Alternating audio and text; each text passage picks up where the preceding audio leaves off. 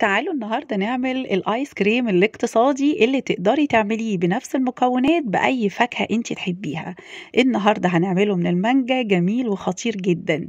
هنجيب كيلو من المانجا اللي احنا مفرزينه وهنقلب عليه كوباية ونص من الكريم جانتيه، اقلبي عليه كوباية ونص من السكر واطحنيهم كويس جدا. هاتي البولة بتاعتك بقى وحطيه وقومي حطاه في الفريزر لمدة يوم. ممكن تعمليه فراولة، ممكن تعمليه خوخ، زي ما انتي حابة. طريقة جميلة ولذيذة ومجربينها كتير، ما شاء الله بتبقى خطيرة خالص والولاد بيبقوا متجننين بيها، وبتبقى فاكهة طبيعية مش صناعية. بصي جميلة ولذيذة ازاي. حبيبة قلبي ما تنسيش لايك وشير وسبسكرايب لمطبخ ايمي البسيوني، ولو ليكي اي تعليق او ليكي اي وصفة انتي عايزاها اكتبيلي في الكومنتات. حبيبة قلبي بجد وصفة حلوة تنفع في الصيف وحر الصيف. باي باي يا امارات.